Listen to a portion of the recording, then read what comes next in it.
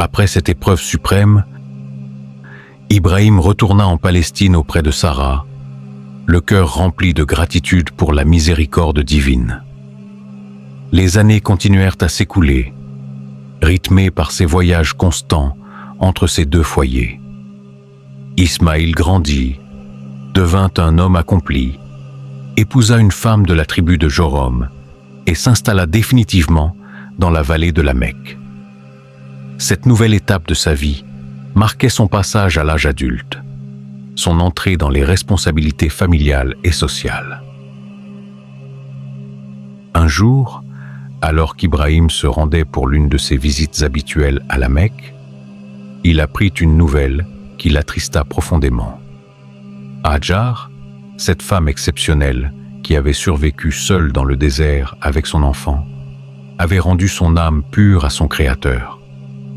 Cette compagne fidèle, qui avait partagé ses épreuves les plus difficiles, qui avait élevé Ismaïl dans la foi et la vertu, avait rejoint la miséricorde divine. Sa mort marquait la fin d'une époque, le passage d'une génération à l'autre dans cette lignée prophétique. Le prophète se dirigea vers la demeure de son fils, le cœur lourd de chagrin, mais résigné à la volonté d'Allah. Il frappa à la porte, et une jeune femme qu'il ne connaissait pas vint lui ouvrir. C'était l'épouse d'Ismaïl, cette première femme que son fils avait choisie parmi les filles de Jorom. Elle regarda ce vieil homme vénérable avec curiosité, ne sachant pas qui il était ni ce qu'il voulait. « Que la paix soit sur vous !» la salua Ibrahim avec sa courtoisie habituelle. « Et sur vous la paix !» répondit-elle avec une certaine froideur. « Où est Ismaïl ?» demanda le prophète avec une tendresse paternelle évidente dans la voix. « Il est parti à la chasse. » répondit-elle sèchement. « Il ne rentrera que plus tard. » Ibrahim, fatigué par le long voyage, demanda avec humilité: « Serait-il possible de me recevoir en attendant son retour? Je suis un voyageur et j'aimerais me reposer un peu. » La femme refusa catégoriquement. « Non, nous n'avons pas assez de provisions pour recevoir des étrangers. » Cette réponse révélait son manque d'hospitalité, son égoïsme, son ignorance des valeurs nobles que prônait la famille prophétique. Elle ne manifestait aucune générosité, aucune compassion pour ce vieil homme qui avait voyagé si loin. Puis, comme si ce refus ne suffisait pas, elle commença à se plaindre amèrement de son mari. « Ismaïl nous fait vivre dans la misère, » dit-elle avec aigreur. « Nous manquons de tout. La vie ici est impossible. Je regrette de l'avoir épousé. » Ces paroles révélaient son ingratitude, son matérialisme, son incapacité à apprécier la noblesse spirituelle de son époux. Elle ne voyait que les difficultés matérielles, ignorant les richesses spirituelles qui l'entouraient. Ibrahim, alayhi salam, écouta ses complaintes avec patience, comprenant immédiatement que cette femme n'était pas digne de son fils. Son comportement révélait un caractère mesquin, une âme égoïste, une nature incompatible avec les valeurs prophétiques. Le père, avec sa sagesse, décida de donner un conseil détourné à son fils, un message codé que seul Ismaïl pourrait comprendre. « Quand Ismaïl reviendra, dit-il calmement, transmets-lui mes salutations et dis-lui de changer le seuil de sa porte. » Cette parole énigmatique contenait un message profond. Le seuil d'une maison symbolise ce qui entre et sort de cette demeure, et par extension, l'épouse qui en est la gardienne. Changer le seuil signifiait changer d'épouse, se séparer de cette femme qui ne convenait pas à la dignité prophétique. La femme ne comprit rien à ce message mystérieux. Elle répéta mécaniquement ces paroles sans en saisir le sens, prouvant une fois de plus son manque d'intelligence et de perspicacité. Ibrahim repartit, satisfait d'avoir transmis son conseil de manière diplomatique, laissant à son fils le soin de prendre la décision appropriée. Quand Ismaïl rentra de sa chasse, il sentit immédiatement l'odeur de son père dans la maison. Cette reconnaissance olfactive révélait la profondeur du lien filial, la capacité des prophètes à percevoir des signes imperceptibles aux autres. Le parfum paternel imprégnait encore l'atmosphère, témoignant de cette visite inattendue. « Quelqu'un est-il venu ici ?» demanda-t-il à sa femme avec perspicacité. « Oui. Un vieil homme avec une longue barbe blanche, des vêtements simples et une apparence noble. Il te demandait et voulait entrer, mais je l'ai refusé. » Ismaïl comprit immédiatement. Cette description ne pouvait correspondre qu'à son père bien-aimé, ce prophète vénérable qu'il respectait plus que tout au monde. La colère monta en lui, non pas contre son père, mais contre sa femme, qui avait manqué de respect au plus noble des hommes. Qu'a-t-il dit avant de partir? Il m'a transmis ses salutations pour toi et a dit quelque chose d'étrange. Dis-lui de changer le seuil de sa porte. Je n'ai pas compris ce que cela voulait dire. Ismaïl sourit tristement. Il avait parfaitement saisi le message paternel, ce conseil sage et bienveillant. Son père, avec sa perspicacité habituelle, avait évalué le caractère de sa belle-fille et avait conclu qu'elle ne convenait pas à un futur prophète. Le changement de seuil signifiait clairement un changement d'épouse. C'était mon père Ibrahim, expliqua-t-il à sa femme avec gravité. Le prophète d'Allah, l'ami du tout miséricordieux, et il vient de m'ordonner de divorcer de toi.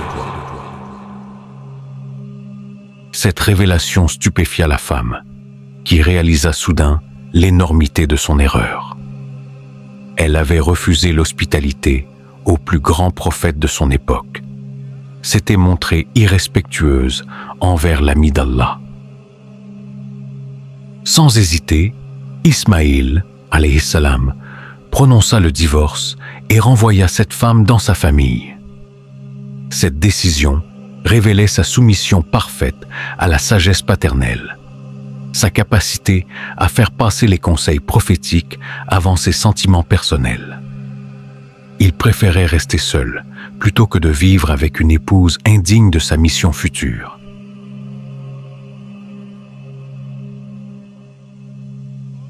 Quelques mois s'écoulèrent et Ismaïl épousa une seconde femme, toujours de la tribu de Joram. Cette fois, il choisit avec plus de discernement, cherchant une compagne qui correspondrait aux valeurs nobles de sa famille. Cette nouvelle épouse était réputée pour sa générosité, sa piété, son excellent caractère, ses qualités ménagères et sa sagesse. Ibrahim alayhi salam revint rendre visite à son fils quelque temps plus tard. Ce nouveau voyage était un test, une vérification de la qualité du choix matrimonial de son enfant. Le prophète voulait s'assurer que cette seconde épouse serait digne de la lignée prophétique, qu'elle saurait honorer les traditions d'hospitalité et de noblesse. Il frappa à la porte et la nouvelle épouse d'Ismaïl vint ouvrir. Dès qu'elle vit ce vieil homme vénérable, elle le salua avec respect et chaleur, devinant instinctivement qu'il s'agissait d'une personnalité importante. Son comportement contrastait totalement avec celui de la première épouse, révélant immédiatement sa qualité d'âme. « Où est Ismaïl? Demanda Ibrahim avec bienveillance. Il est parti chasser, mais il ne devrait pas tarder à rentrer. Répondit-elle avec courtoisie. En attendant, voulez-vous entrer vous reposer? Vous semblez fatigué par le voyage. Cette invitation spontanée révéla immédiatement sa générosité. Sans même connaître l'identité de son visiteur, elle lui offrait l'hospitalité la plus chaleureuse. Ibrahim accepta avec joie, touché par cette marque de respect et d'humanité. Il entra dans la demeure et s'installa confortablement. La femme s'empressa de lui apporter tout ce dont un invité a besoin. De l'eau fraîche pour se désaltérer et se laver, des dattes délicieuses pour apaiser sa faim, un coussin moelleux pour son confort. Elle veillait à tous ses besoins avec une attention touchante, prouvant qu'elle maîtrisait parfaitement l'art de l'hospitalité. « Comment va votre mari ?» demanda Ibrahim pour tester son caractère. « Alhamdulillah » répondit-elle avec un sourire radieux. « Ismaïl est le meilleur des époux. Il est généreux, patient, pieux, travailleur. Allah nous a bénis à travers lui. Nous vivons dans le contentement et la gratitude, même si nos moyens sont modestes. La richesse véritable, c'est la satisfaction du cœur et la bénédiction divine. » Ces paroles révélaient sa sagesse, sa piété, sa capacité à voir le positif dans toute situation. Contrairement à la première épouse qui ne se plaignait que des difficultés matérielles, celle-ci exprimait sa reconnaissance pour les bénédictions spirituelles. Elle appréciait les qualités morales de son mari plus que les biens matériels, démontrant une maturité spirituelle exceptionnelle. Ibrahim fut enchanté par cette réponse. Il comprit immédiatement que son fils avait cette fois fait le bon choix, qu'il avait trouvé une compagne digne de sa future mission prophétique. Cette femme possédait toutes les qualités requises: l'hospitalité, la générosité, la patience, la sagesse, la piété et surtout la capacité d'apprécier les valeurs spirituelles. Quand il prit congé, le prophète lui dit avec une satisfaction évidente: « Transmets mes salutations à Ismaïl et dis-lui de renforcer le seuil de sa porte. » Ce message était l'opposé du précédent. Au lieu de changer le seuil, il fallait le renforcer, le consolider, le maintenir fermement en place. Cela signifiait qu'il devait garder cette épouse précieuse, la chérir, la protéger comme un trésor. Quand Ismaïl rentra et que sa femme lui rapporta cette visite, il sourit de bonheur. C'était mon père Ibrahim, le prophète d'Allah, et il vient de m'ordonner de te garder auprès de moi, de renforcer notre union, de préserver notre mariage. Cette nouvelle emplit la femme de joie et de fierté, réalisant qu'elle avait reçu l'approbation du plus grand prophète de l'époque. Ismaïl, alayhi salam, vécut heureux avec cette épouse vertueuse, et de leur union naquirent de nombreux enfants. Ses descendants allaient devenir les ancêtres de tribus arabes illustres, perpétuant la lignée bénie d'Ibrahim dans la péninsule arabique. Ismaïl grandit en sagesse et en piété, se préparant inconsciemment à la mission prophétique que lui réservait Allah. Le temps passa, et Ismaïl devint lui-même prophète. Allah l'éleva au rang de ses messagers, confirmant la promesse faite à son père. Il fut l'un des prophètes les plus nobles, combinant la sagesse héritée de son père avec la force acquise dans le désert. Le Coran le décrit avec éloge. Et mentionne Ismaïl dans le livre. Il était fidèle à ses promesses, et c'était un messager et un prophète. Il commandait à sa famille la prière et la zakat, et il était agréé auprès de son Seigneur. Ces versets révèlent les qualités exceptionnelles d'Ismaïl. Il était fidèle à ses promesses, respectant scrupuleusement tous ses engagements envers Allah et envers les hommes. Il commandait à sa famille la prière et la zakat, éduquant les siens dans l'obéissance divine et la solidarité sociale. Et surtout, il était agréé auprès de son Seigneur, jouissant de la satisfaction et de l'amour divin.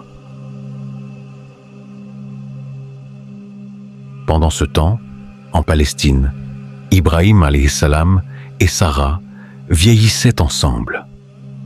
Le prophète avait maintenant largement dépassé les 100 ans, et son épouse également. Malgré leur âge avancé, ils conservaient leur foi intacte, leur générosité légendaire, leur hospitalité proverbiale. Ibrahim était devenu une figure respectée dans toute la région, connu sous le nom de gardien des invités, tant il aimait recevoir les voyageurs. Cette passion pour l'hospitalité était l'une des caractéristiques les plus marquantes d'Ibrahim. Il ne pouvait supporter de prendre un repas sans avoir d'invité à sa table. Chaque jour, il sortait chercher des voyageurs, des nécessiteux, des étrangers qu'il pourrait recevoir chez lui. Cette générosité constante était l'expression de son amour pour Allah et sa création, le témoignage de sa noblesse d'âme.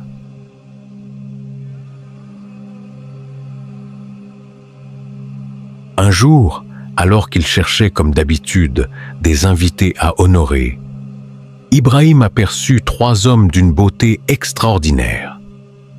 Ces étrangers se distinguaient par leur apparence majestueuse, leur démarche noble, leur rayonnement particulier.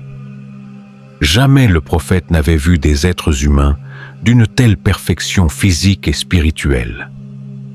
Ils semblaient presque éthérés, comme s'ils n'appartenaient pas entièrement à ce monde. Le cœur d'Ibrahim s'emplit de joie. Il avait enfin trouvé des invités dignes de son hospitalité, des hôtes qui allaient lui permettre d'exercer sa générosité légendaire. Sans hésitation, il s'approcha d'eux avec son sourire le plus chaleureux, déterminé à les convaincre de venir partager son repas.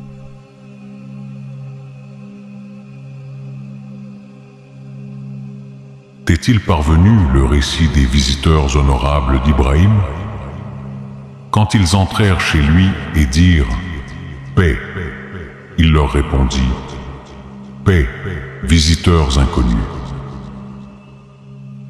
Cette salutation révélait la courtoisie d'Ibrahim, qui reconnaissait poliment qu'il ne les connaissait pas, tout en leur souhaitant la bienvenue. Sans même leur demander s'ils avaient faim, Ibrahim se dirigea discrètement vers sa famille. Cette discrétion était l'une des règles de l'hospitalité parfaite. Ne pas consulter les invités sur leurs besoins pour éviter de les mettre dans l'embarras, de refuser ou d'accepter. Un véritable hôte prévoit tous les besoins de ses invités sans les interroger.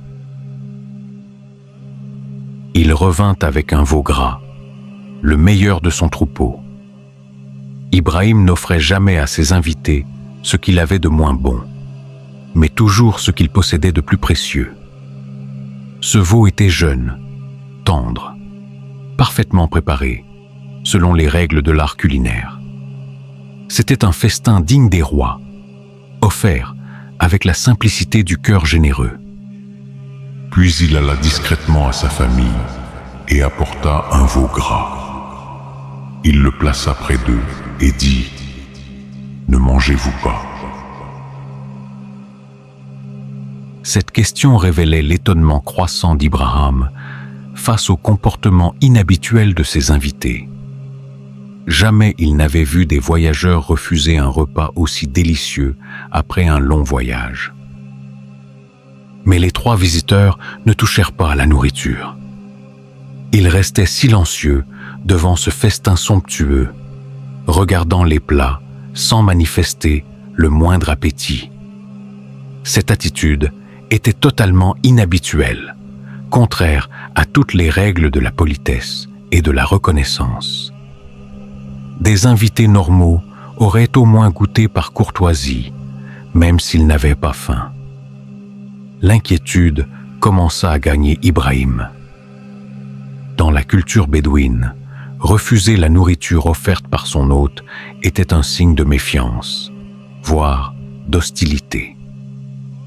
Cela pouvait signifier que les visiteurs nourrissaient de mauvaises intentions, qu'ils préparaient quelques mauvais coups contre leur hôte. Cette possibilité terrifia le prophète, qui ne comprenait pas ce comportement énigmatique.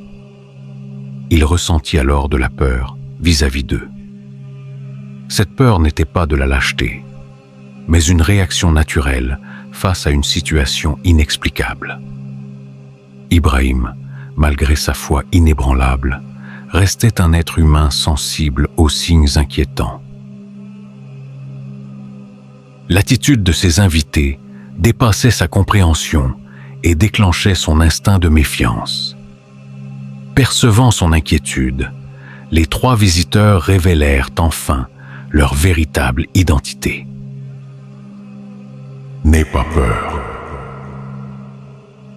dirent-ils avec des voix mélodieuses qui apaisèrent instantanément le cœur du prophète. « Nous ne sommes pas des êtres humains. Nous sommes des anges envoyés par Allah, Djibril, Mikaïl et Israfil. » Cette révélation stupéfia Ibrahim. Les 3 plus grands anges du très miséricordieux se tenaient devant lui, ayant pris forme humaine pour lui rendre visite. Djibril, l'ange de la révélation. Mikaïl, l'ange de la subsistance et de la nature. Israfil, l'ange qui sonnera la trompette du jugement dernier.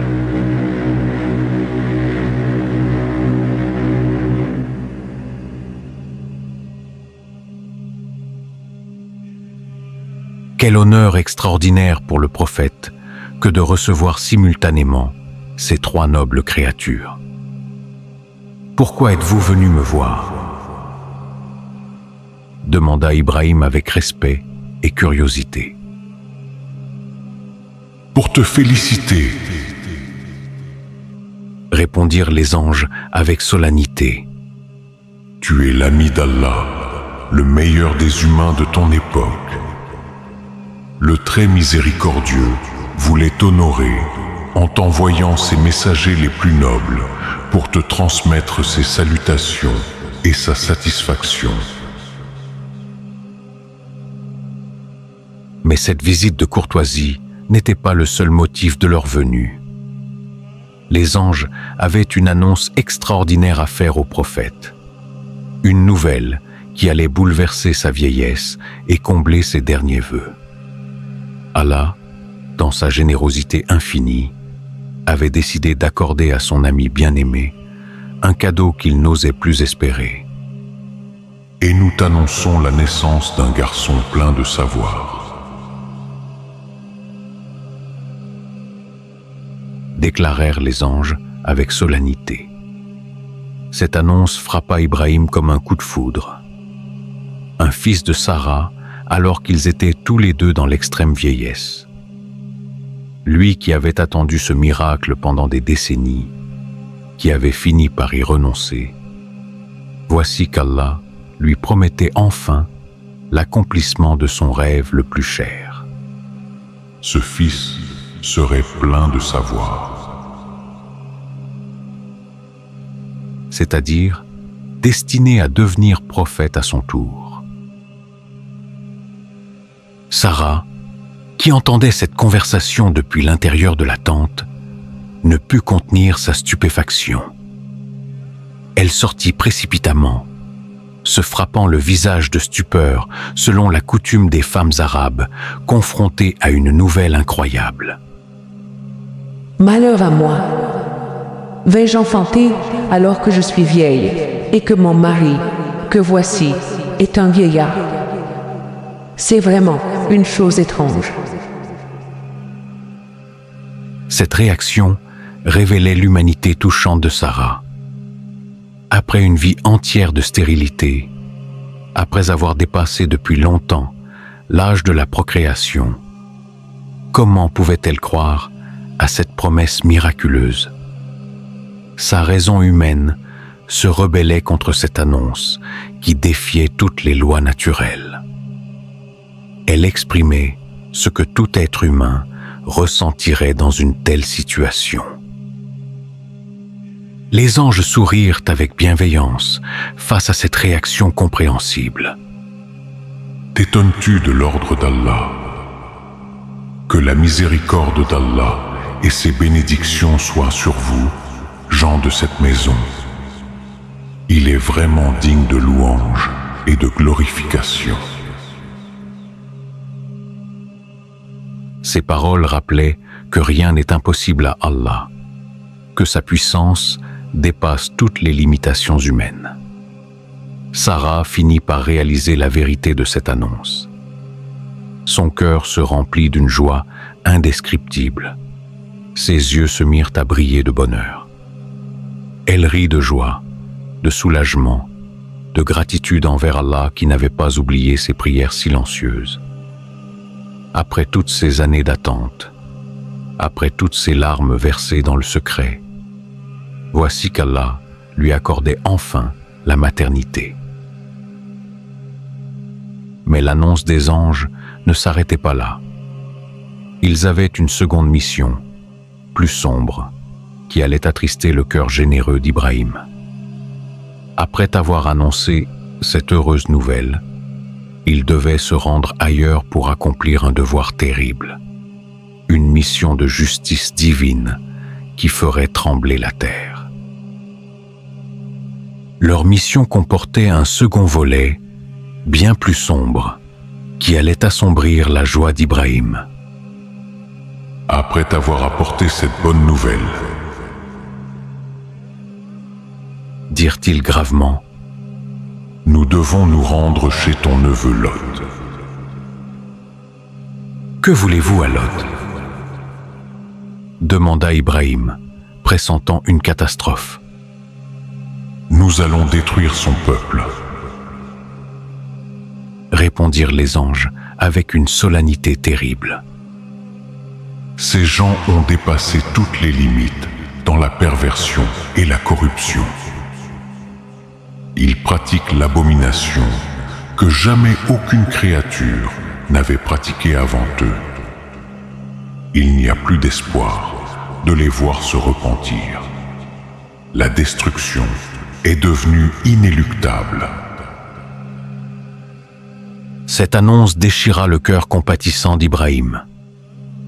Lui qui avait intercédé pour les habitants de Sodome et Gomorrhe, lui qui espérait encore leur repentir, apprenait maintenant que le châtiment divin était imminent et irrévocable.